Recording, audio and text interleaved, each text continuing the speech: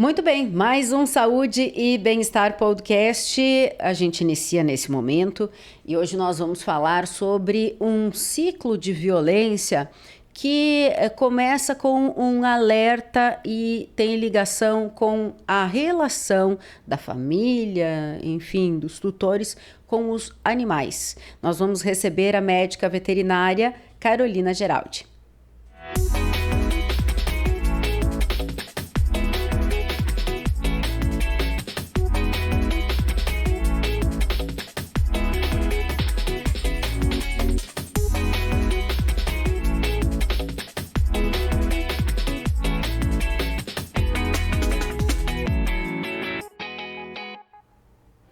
Vamos lá. Oi, Carol, tudo bem? Olá, Bem-vinda. Cami, tudo bem? Obrigada, é um prazer estar aqui hoje. Show, que bom que você aceitou o nosso convite. Quem acompanha a nossa programação certamente já te conhece, sabe que você atua no programa Amaral Cuida Pet, mas para que nós possamos também até chegar ao nosso assunto, né? Se você puder falar um pouquinho da tua formação, de como é que nós chegamos até aqui. Claro, eu sou formada pela Universidade de Passo Fundo, lá em 2021. Após a minha faculdade, eu fiz minha especialização em Medicina Veterinária do Coletivo pela Universidade Federal do Paraná. E aí estou atuando, coordenando o programa Amaral Cuida Pet. Tenho uma empresa Vet Coletivo que presta consultoria para prefeituras, criando estratégias e ações dentro de programas de manejo populacional. Claro, sempre levando em consideração a realidade do município. Hoje estamos em Marau e estamos entrando agora, nesse final de ano, em novas prefeituras, outras prefeituras aqui da região, para também criar programas de manejo para as problemáticas de cada área dos municípios atendidos. Marau, pelo que eu entendo, então, serve de referência nesse setor para outros municípios. Sim, com certeza. Aqui na região a gente tem muita procura pelas prefeituras por programas de manejo especializados na área, porque é algo que realmente não se tinha até então. A medicina veterinária do coletivo em si é uma área muito recente. Pois né? Essencialmente do que se trata, assim, só para que nós possamos também entender A medicina melhor. veterinária do coletivo é uma área que abrange não só o cuidado com os animais, né? Mas o bem-estar animal, saúde pública, a medicina de abrigos, né? A medicina legal, quando a gente fala de maus tratos, a teoria do elo, que vamos conversar aqui hoje, é também sobre a medicina veterinária legal. Então, a medicina veterinária do coletivo abrange todas essas áreas, desde o bem-estar animal, saúde pública, o manejo populacional, a medicina veterinária legal. E a medicina veterinária do coletivo, ela surgiu, na verdade, lá na década de 90, em 1990, por aí, quando se existia ainda muito surto da raiva, da doença raiva. E como era feito o controle da raiva? Através da eutanásia. Então, os municípios matavam os animais, independente deles estarem com raiva ou não. Nascia uma ninhada de filhote, todos eles eram eutanasiados. Aí as pessoas falam até hoje, mas não tem mais carrocinha aqui no município. A carrocinha era um carro que buscava os animais e levavam ele para o controle de zoonoses para ser feita a eutanásia. Então, o controle populacional e o controle da raiva era feito através da eutanásia. Não levando em consideração se o animal estava sem qualidade de vida, estava doente, como hoje é feito, né? Então, era apenas para controlar a população. Não existia castração, não existia vacina para controlar a raiva. E quando surgiu a vacina, quando começaram a fazer os mutirões de vacinação em massa, também surgiu esse pensamento por parte dos protetores, por parte dos sanitaristas, dos médicos veterinários. Tá, mas será que a gente tem que continuar eutanasiando os animais para controlar a população? Ou será que existe algum outro método da gente controlar essa população sem pensar em eliminar os animais sadios, né? E aí sim, veio lá da América do Norte um movimento chamado No Kill, que quem abraçou esse movimento foi os veterinários e sanitaristas do Brasil, que criaram esse movimento de proteção animal no Brasil lá na década de 90, liderado pela professora Rita de Cássia Maria Garcia, que foi uma das líderes aí do manejo populacional, do controle populacional através do controle humanitário no Brasil. A Rita fez o primeiro mutirão de castração lá no interior de São Paulo, e foi se disseminando esses mutirões de castração por prefeituras no Brasil. E começaram as leis que proibiram a eutanásia como controle populacional. Rio de Janeiro foi o primeiro estado, lá em 2006. Aí a gente já está falando de vários anos depois, né? Mas não é relativamente relativamente recente. Relativamente recente. O nosso estado, Rio Grande do Sul, em 2009, proibiu a eutanásia. E o último estado foi a Paraíba, em 2019. Então, é muito recente. Até 2019, haviam estados no Brasil que controlavam a população através da eutanásia de animais sadios. E aí se cria um paradigma novo na saúde pública do Brasil. Tá, agora não estamos mais eutanasiando. Desafios, né? Cheio de desafios. De que maneira vamos controlar, e mais do que controlar, de que maneira vamos manejar essa população animal? Através da prevenção. E aí sim surge a medicina veterinária do coletivo como uma área de extrema importância no manejo, no bem-estar dos animais, né? Aí no início dos anos 2000. E sabe que até para que o pessoal entenda melhor também esse nosso papo, como é que se propôs, né, a tua presença por aqui, embora a medicina veterinária, por óbvio, está ligada à saúde pública, né? Isso é inquestionável. Sim. Mas em uma conversa que eu tive contigo, é bom que quem está nos acompanhando também saiba, infelizmente nós falávamos a respeito de um caso de zoofilia. E aí você comentou comigo que os animais, por vezes, servem de alerta. A relação familiar com os animais servem de alerta para outros ciclos de violência, né? Então, basicamente, nós chegamos assim a te convidar para vir aqui também para que as pessoas tenham isso em mente, né? Você explicava agora a medicina veterinária do coletivo, que é algo recente, novo, importante, que nós saibamos, mas também que nós consigamos entender esse contexto sob uma perspectiva que nem sempre a gente dá atenção, né? Eu preciso dizer para quem está nos escutando que eu nunca tinha parado para pensar. E olha que eu tenho uma relação com muitos profissionais da área, praticamente diária. Então, para que nós possamos também alertar a população sobre isso, né? Sim.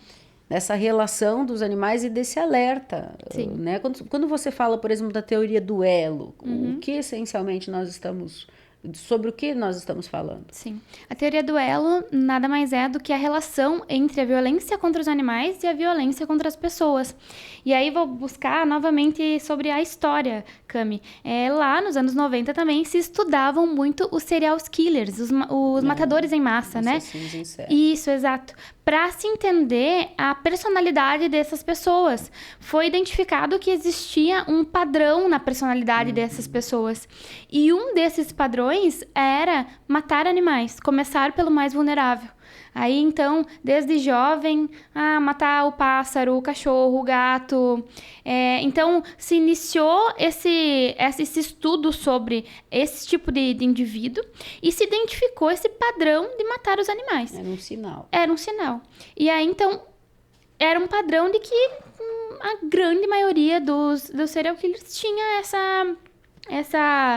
padrão histórico de comportamento, esse histórico. E aí começou a se entender que existia uma relação entre a violência contra os animais e a violência contra as pessoas. E isso é muito pouco falado ainda, né? Nossa.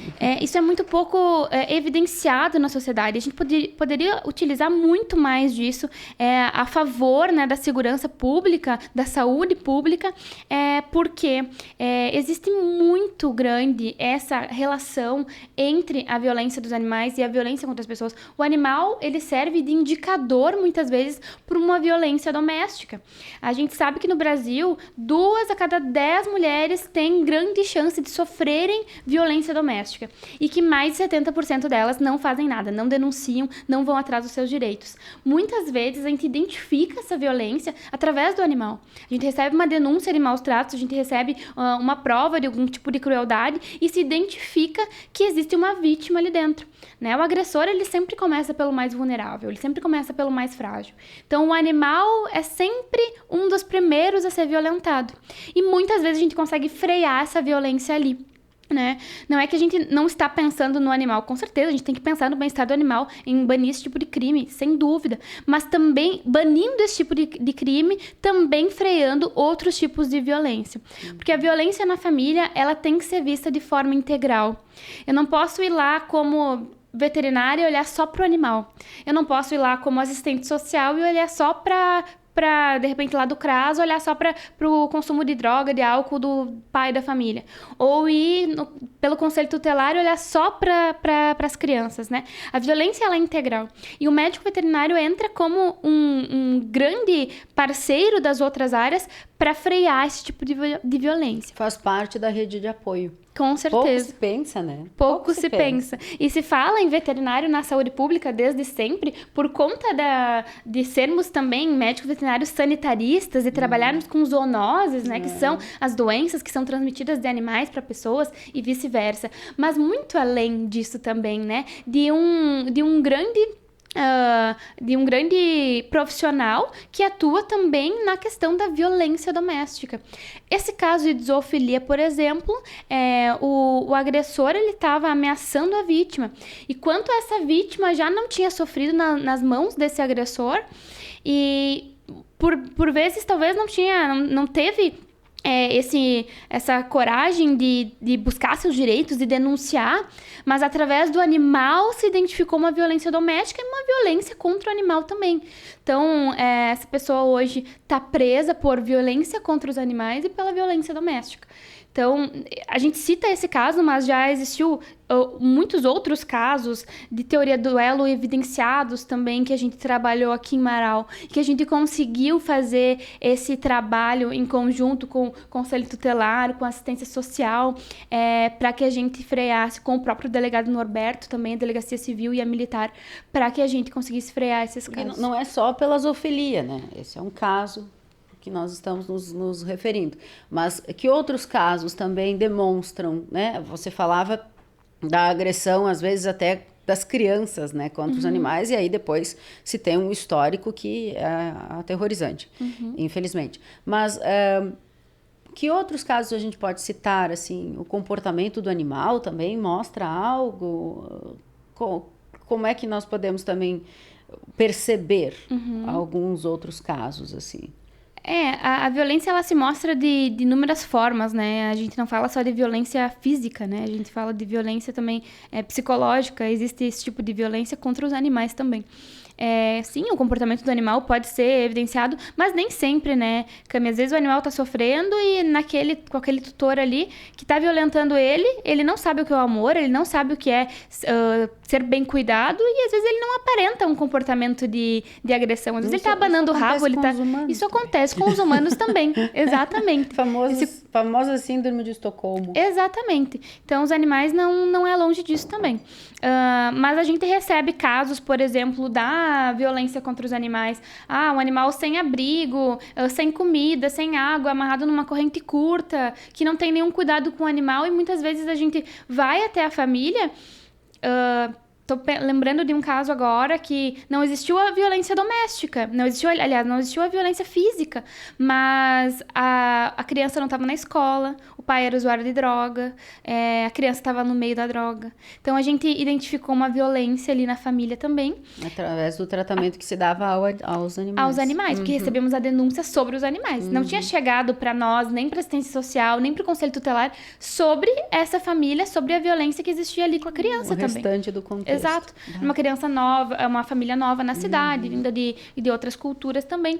E a gente trabalhou em conjunto com o Conselho Tutelar, em conjunto com a Secretaria de Educação, para colocar essa criança na escola, né? Para esse pai ser atendido pelo CRAS, responder por isso também. E aí sim se fez um trabalho integral dessa violência para conseguir banir. Lógico, também trabalhamos com os animais, o tratamento dos animais, né? A notificação ao tutor para conseguir o abrigo adequado, a ajuda também ao tutor, porque eu sempre digo, os maus tratos, eles têm uma linha muito tênue com a vulnerabilidade também, né? E quando a gente fala de maus tratos, quero levantar outro ponto também. Mas o que é maus tratos, né? Isso. O que é? Como se configura? Como se configura? Hoje a gente tem a resolução do Conselho Federal, eu acredito que seja a que mais a gente utiliza como referência, que é maus tratos é qualquer ato comissivo ou omissivo que por imprudência ou negligência cause dor ou sofrimento a um animal de forma desnecessária, ou seja, o animal não precisava estar passando por aquilo e está passando de forma desnecessária. Então, isso vai desde uma corrente curta, desde uma casinha mal fechada, até um caso de crueldade, onde envolve, por exemplo, a zoofilia, que a gente teve um caso recentemente, infelizmente, a agressão física, né? O abandono. Deixar passar fome, sede. De forma intencional. Isso. Então, os maus-tratos vão desde algo sem intenção ou pelo menos sem a prova da intenção da situação, até situações em que a gente não precisa de prova de que existe uma intenção. Mas você fala isso porque, às vezes, eu lembro que vocês comentaram há poucos dias, em uma reunião em que nós estivemos fazendo a cobertura, que algumas pessoas foram notificadas, mas que efetivamente não se deram conta que estavam maltratando Sim. os animais, Sim. né? Exato. Por vezes a pessoa acha que é normal, Isso, é um animal. É uma questão cultural, uma questão socioeconômica também, por isso a gente precisa trabalhar os maus tratos, não só os maus tratos na intenção de maltratar, mas também esses casos de vulnerabilidade, e saber identificar cada caso, né? Mas o animal tá numa corrente curta, tá numa casinha mal fechada. A gente precisa entender o contexto familiar, a vulnerabilidade familiar também. É lógico que essa pessoa também tem que responder. A gente vai notificar essa pessoa para que ela faça essa mudança, né? A gente vai entender se essa pessoa tem subsídio para ajudar esse animal, para mudar essa situação, ou se a gente pode ajudar de alguma forma também, né? Ajudar essa pessoa para que ela realize essa mudança, né? Ou se esse animal tem que ser retirado e adotado, enfim. Mas toda essa questão, ela tem que ser vista individualmente, né? Não existe uma receita de bolo. Mas como é que eu chego numa denúncia de maus tratos? O que é que eu faço? Pois é. Existe um padrão para o médico veterinário, porque como faz parte de uma rede de apoio, né? Com Sim. outros profissionais, talvez, existe não é um padrão que eu quero dizer. Um protocolo. Isso, um protocolo. Sim. Exato. Até existe protocolo, sim. A gente utiliza um protocolo operacional padrão aqui em Marau, que foi feito pela Janaína Hammerschmidt, uma das referências aí em perícia, em medicina veterinária legal. E a gente utiliza esse POP que a gente fala, o protocolo operacional padrão de bem-estar dela. E, claro, reformulado para nossa cidade, conforme as necessidades daqui. Mas existe sim, né? Que a gente entenda, primeiro identifique se o animal está em situação de maus tratos. Em desconforto, maus tratos nutricional, físico. Então, a gente identificar se esse animal tá, qual é o grau de bem-estar dele, sendo que baixo ou muito baixo é uma situação de maus tratos, irregular, bom e muito bom não é uma situação de maus tratos. E aí sim tomar medidas cabíveis para esse caso. Mas as medidas elas vão variar, né? Eu vou notificar essa família e vou dar um prazo. Mas qual é o prazo para regularização? Depende do caso. Depende, às vezes a gente vai ter que dar um prazo a um animal que está mostrando algum tipo de doença, eu vou ter que dar um prazo imediato para o tutor levar esse animal no médico veterinário. Olha, o senhor tem que levar hoje no médico veterinário, tem que comprovar isso, né? A gente tem o atendimento gratuito também pela prefeitura, se entrar nos pré-requisitos ali. Então, existem notificações imediatas, assim como existem notificações de 10, 15 dias, né? É uma mudança pontual ali que o tutor deve fazer para regularizar a situação. Então, depende da situação. Quando a gente fala de maus tratos não intencionais, não quer dizer que eles não são intencionais, mas que a gente não tem como comprovar essa intenção, né? O animal tomando corrente curta, aí a pessoa vai dizer, mas eu sempre deixei assim, mas lá no interior eu vivia assim, uma pessoa de mais idade. Então a gente tem que entender o contexto familiar para poder trabalhar, no caso, com o animal, né? E claro, se é uma questão de abandono, se é uma questão de agressão física, é intencional. E quando a gente divide essas... Na verdade, não é dividido, né? É uma linha e a gente vai... Ok, é intencional ou não intencional. Mas a esfera administrativa, o médico veterinário dentro da administração, ele vai até o auto de infração e o encaminhamento para a esfera criminal. Ele não tem o poder de prender aquela pessoa, né? Então, isso também, às vezes, não é tão bem entendido pela comunidade. Porque eu não tenho o poder de ir lá e prender o indivíduo porque ele tá deixando o animal na corrente curta. Ou retirar o animal de lá, assim, em uma primeira circunstância, sem entender o contexto. Sem entender o contexto, sem passar por todo o trâmite legal, né? A gente isso tem que sempre é respeitar a presencial, é necessário uma visita, né? É necessário. Na sua grande maioria, a gente não tem como fazer uma vistoria apenas por imagens, né? Mas, principalmente esse primeiro contato, né? Então, sim, todas as denúncias a gente vai até o local, a gente faz essa vistoria presencial, conversa com o tutor, se necessário, recomendação, quando às vezes não é uma situação de maus tratos, a gente dá uma recomendação, olha, seria assim, melhoraria um pouco o grau de bem-estar dele, então a gente dá uma recomendação. E se for necessário, foi visto uma situação de maus tratos sem intenção de maltratar, sem essa comprovação de intenção, uma corrente curta, uma casinha mal fechada, às vezes o animal está no meio do barro, a gente tem que notificar esse tutor para que ele regularize essa situação. E aí sim, passando o prazo, a gente vai até o local e verifica se foi mudado ou não. Não mudado, aí sim a gente entra para multa, se necessário. A apreensão do animal é feita quando esse tem risco de vida, né? Ou com grandes reincidências de maus tratos também. E aí as multas vão desde R$300 até 10, 15 mil reais, dependendo do caso, né? A gente já atendeu diversos... Depende também da gravidade, né? Do quantos agravantes tem essa situação. E aí, caso seja um caso de abandono, por exemplo, caso seja um caso de mutilação do animal, de zoofilia, a gente precisa trabalhar junto com a esfera criminal. Porque a gente tem a lei municipal, que fala desses casos não intencionais, que fala desses casos que é possível notificar, que é possível multar, que é possível acompanhar. E a gente tem a lei federal, que é a 9.605, lá de 98. A lei federal, ela fala, então, de atos de crueldade, com a intenção de maltratar.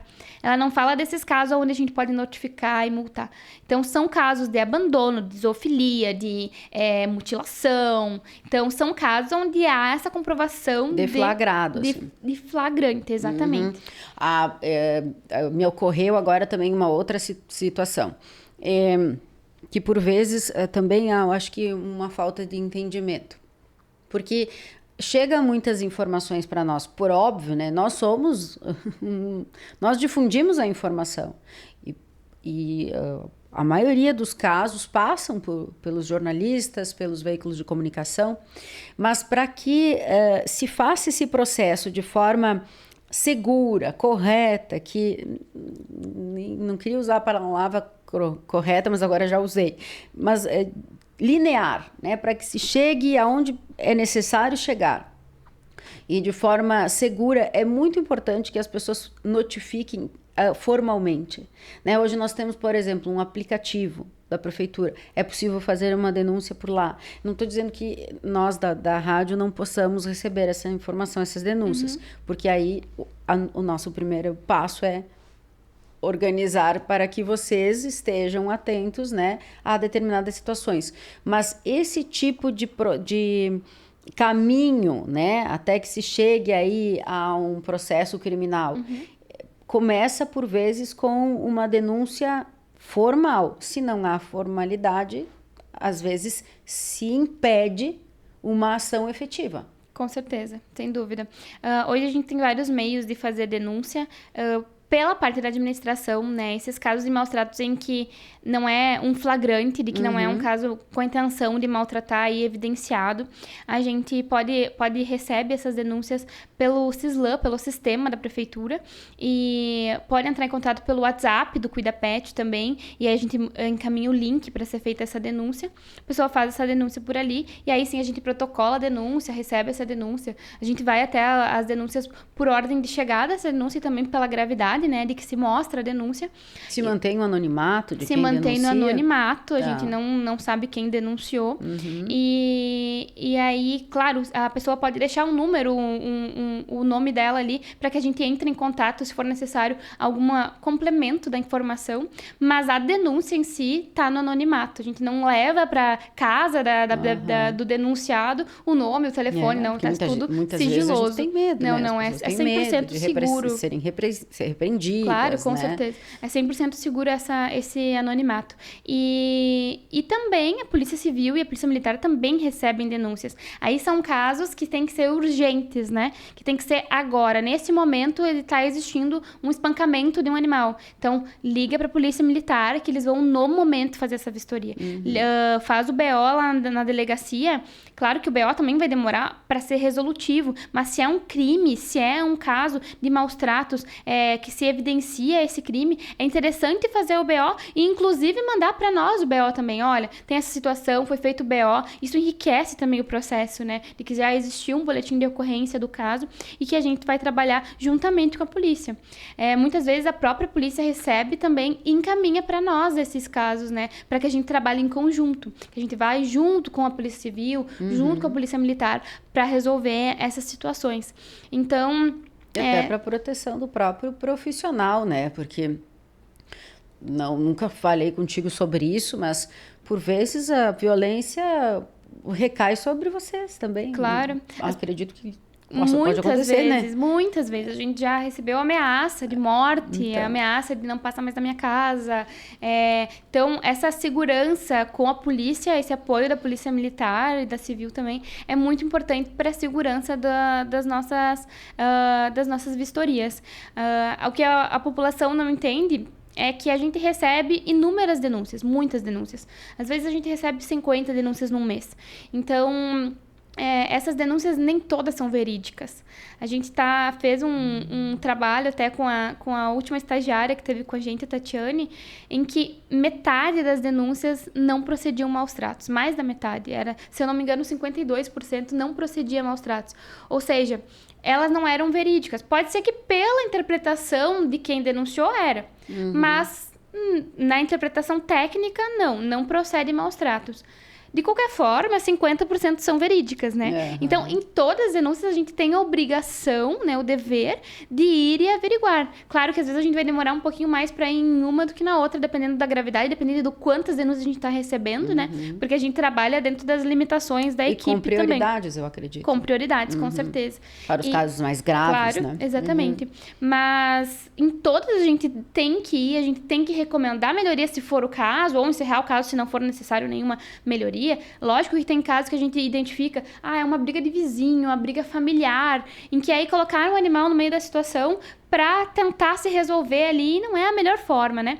Mas muitas denúncias são verídicas. Então, todas a gente vai, a gente identifica se não é, e aí, se for, a gente trabalha, né? Abre esse processo para trabalhar nessa denúncia, desde a notificação, do acompanhamento, se for necessário, encaminhamento para a esfera criminal. Então, a importância também do médico veterinário atuando juntamente à fiscalização. Hoje, tem eu, como médica veterinária do coletivo no município, e o fiscal ambiental também, que atua junto, né? Então, em muitos casos eu vou e aí consigo passar para ele sobre o caso, para ele fazer o auto de infração, dar encaminhamento, acompanhar também o caso até que se encerre, né?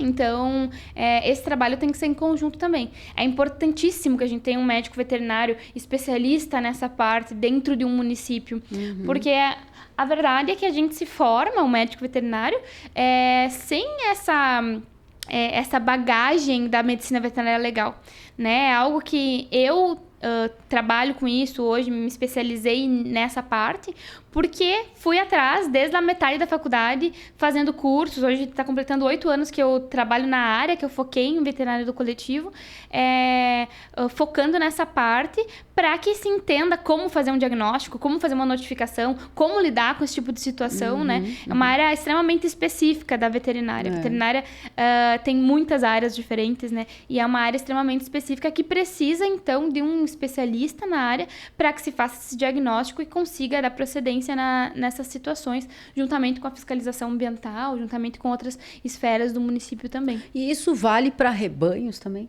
Fiquei pensando, porque quando a gente fala em bem-estar animal ou maus tratos, me parece que a gente se remete só a pet que está na casa. Sim. E esse cuidado todo vale também para... Com certeza, Cami. Hoje a gente trabalha no município com cães, gatos e cavalos, mas a área em si trabalha também com animais de grande porte, né? Com animais de produção. Não é porque é um animal de produção que ele tem que ser criado, que ele tem que ser tratado de qualquer maneira. Existem também maneiras de respeitar o bem-estar do animal. Até o abate, no caso. Até o abate. Então, eu hoje no município trabalho com cães, gatos e cavalos, mas tenho colegas que trabalham com o bem-estar de animais de grande porte também. Na questão de rodeio, vaquejada, tudo isso tem que ser muito bem trabalhado, cuidado, para que se respeite o bem-estar dos animais. E o médico veterinário trabalha nesse sentido também, para que garanta, né, o bem-estar desses animais também. Você fala em rodeio e a gente sabe que existe uma GTA, né, que é a guia, que é obrigatória, se tornou obrigatória. Há alguns dias nós falávamos também da sinomose, né, porque aqui o nosso foco é saúde. E é importante também, né, embora nós estejamos focando hoje num assunto bem específico e que é super importante, também é imprescindível, me parece, falar sobre essas doenças, né? A sinomose, ela não é transmitida a humanos. Não, né? Apenas caninos. Mas há, né, mortes, há contaminação. É muito importante também que as pessoas entendam a importância da imunização. A raiva já é diferente, né?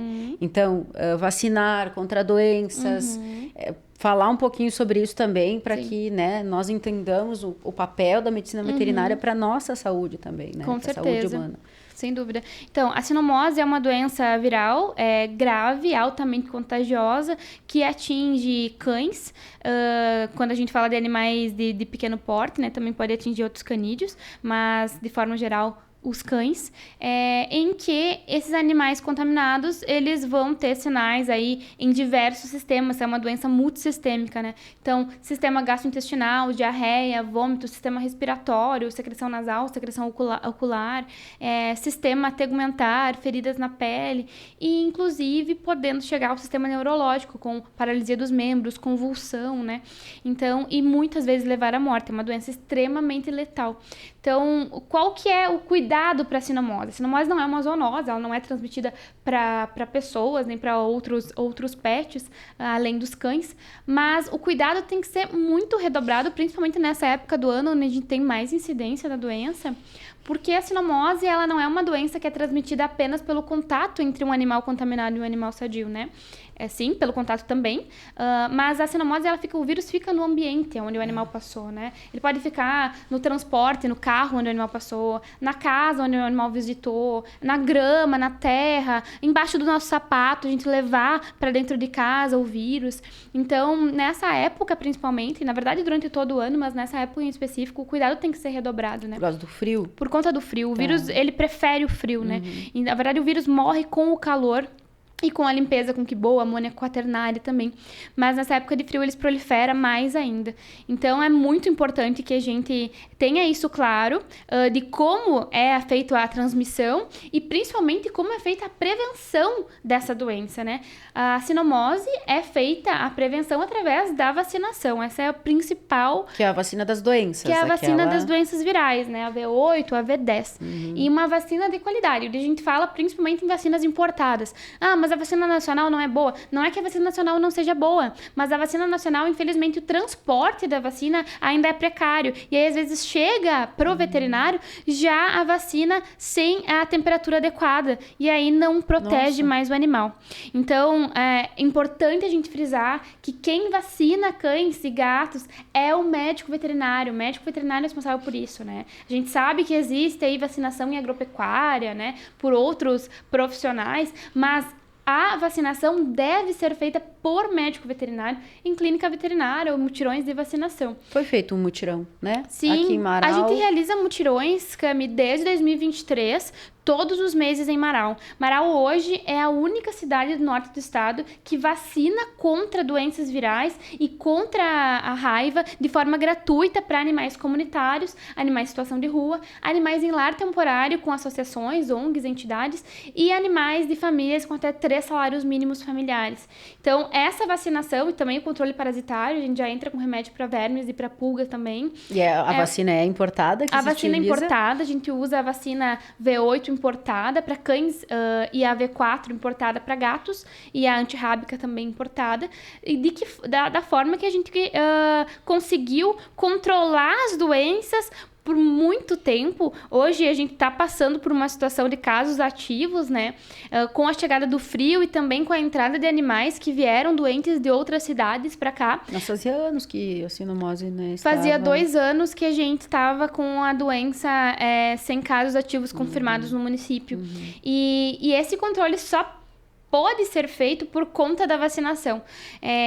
Que bom que o município, que a gestão passada e essa também entenderam a importância da vacinação, importância de investir numa vacina de qualidade como forma de prevenir a doença. E a gente fala de saúde pública por mais que a doença não seja uma zoonose. Por quê? A partir do momento que eu estou prevenindo uma doença que causa, além do mal-estar, além da enfermidade do animal, além do animal perder a qualidade de vida dele, não só falando do animal, mas de gastos públicos, de recursos das entidades que muitas vezes gastam mais do que se pode gastar para tentar salvar esses animais e dos gastos da própria população também, que muitas vezes a sinomose, a gente vê principalmente onde tem animais em situação de rua, animais não domiciliados, animais que as famílias deixam, né, dar as voltinhas e aí voltam doentes, em que muitas vezes a situação socioeconômica das pessoas também não é tão alta a ponto de poder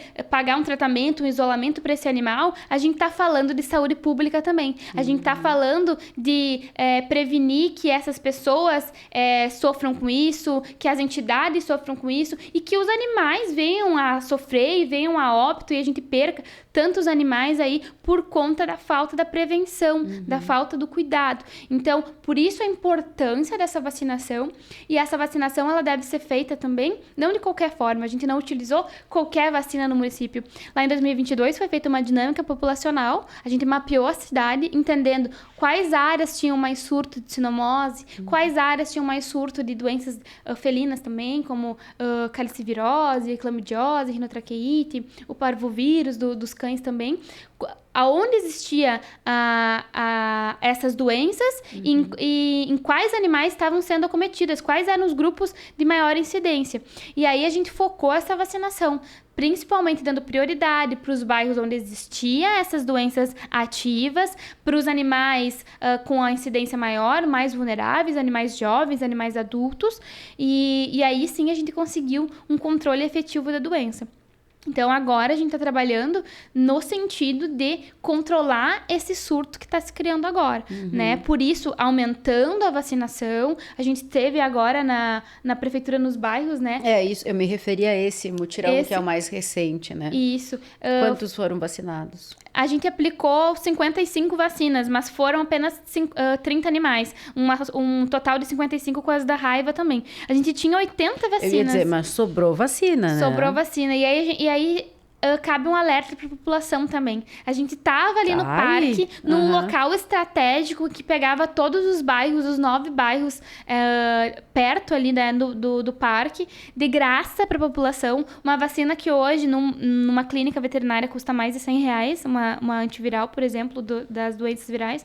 A da raiva vai custar mais de R$50. Sim, um remédio para vermes, né? Mais de R$20. Um antipulga aí, às vezes R$50. Mais, às vezes, depende. Em que é gratuito pela prefeitura para a população que não tem acesso através do particular, né? Para a população de até 3 salários mínimos familiares comprovados. E que a gente sabe que tem grande parte da população que se enquadra nesses pré-requisitos e que não buscaram a vacina também, que não buscaram esse serviço público, né? Então, serve um alerta também para a população. Nós vamos fazer mais mutirões nessa época agora em que existe, né, esse surto acontecendo, a gente está focando ainda mais nessa imunização.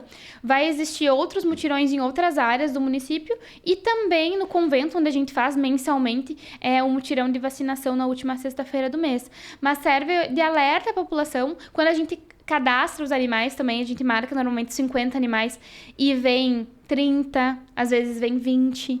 Então, de que não percam a oportunidade desse serviço que é gratuito e que é para a população, né? E que é um serviço que faz essa prevenção, que faz esse cuidado e que é estratégico para a cidade, né? Sendo a única cidade da região que faz esse tipo de serviço. E que muitas vezes as pessoas não sabem. Os surtos das outras cidades não foram controlados nos últimos anos por falta dessa prevenção.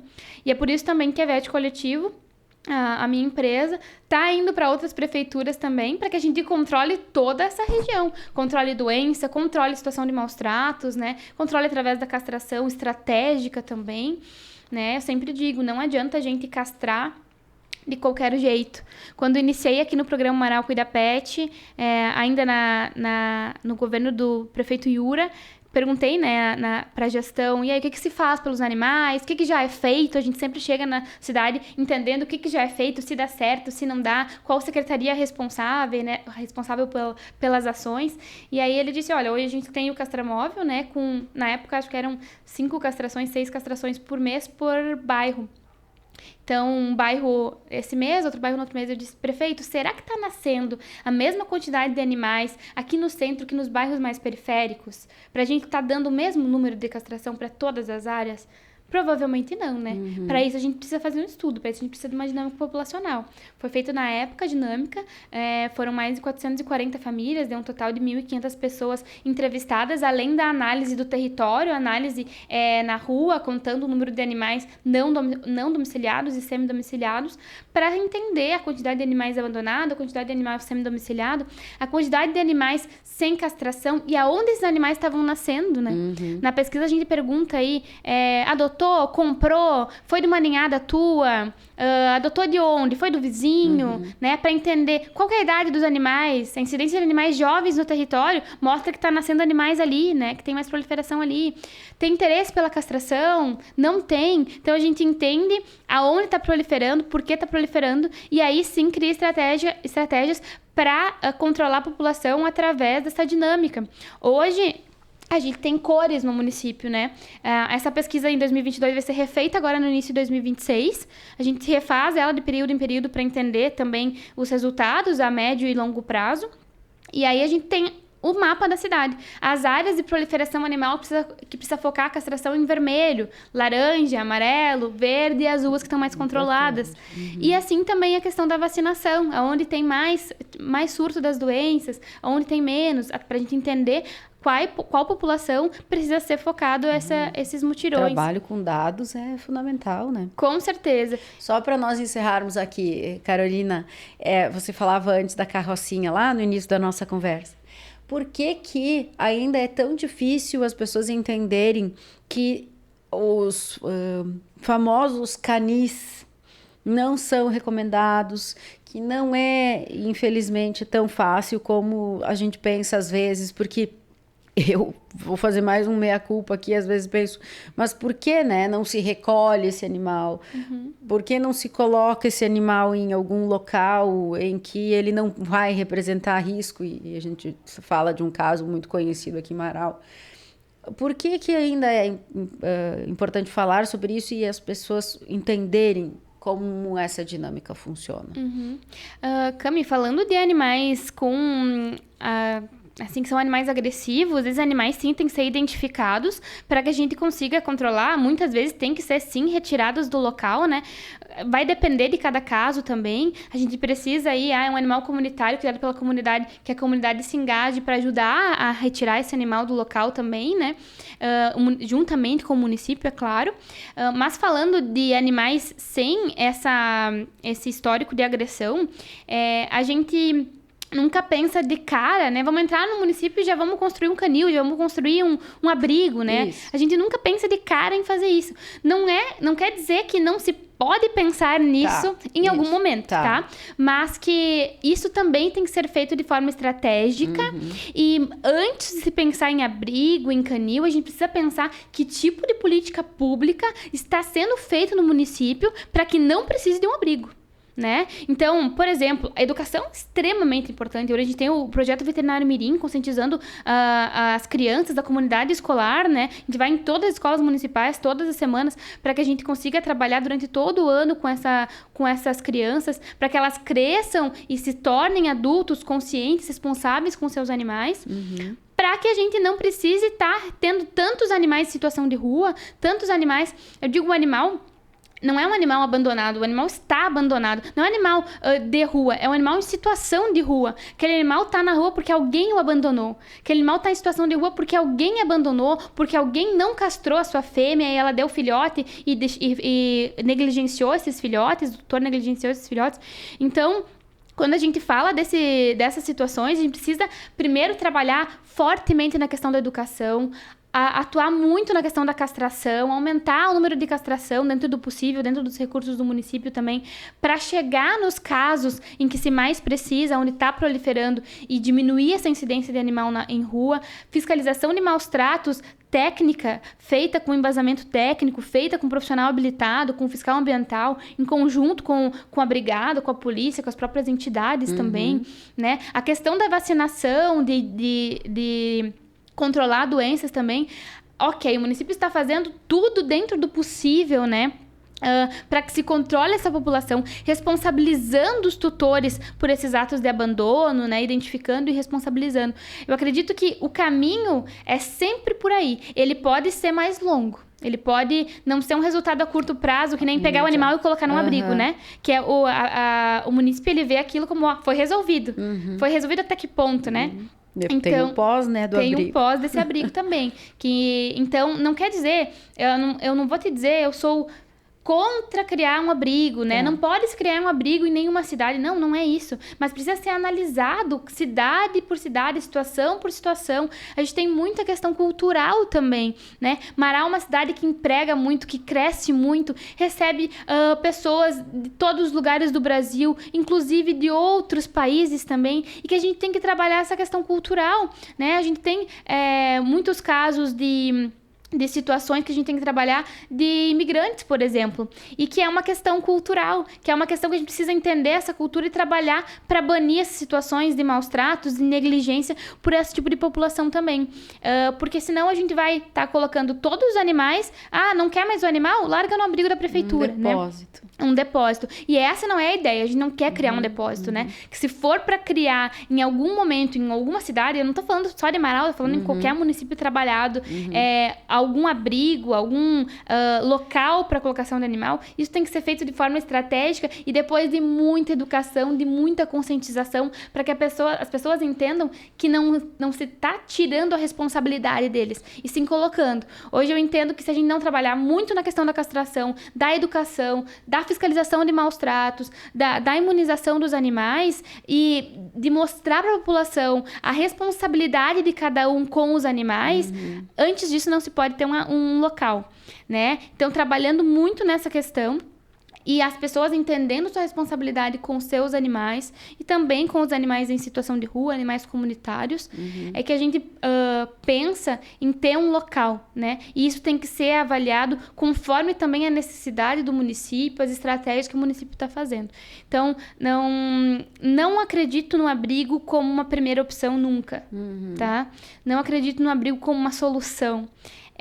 Eu acredito no abrigo como depois de muita conscientização, depois de muita educação, onde todos tenham muita consciência, responsabilidade sobre os animais e como um local estratégico para isso. Não acredito em algo como uma solução imediata, sabe? Então, isso tem que ser sempre muito, muito analisado, planejado. Né? Acho que a gente tem muito caminho a seguir em Marau, muita ação e política pública para desenvolver, que não precisem envolver um abrigo. Entendi.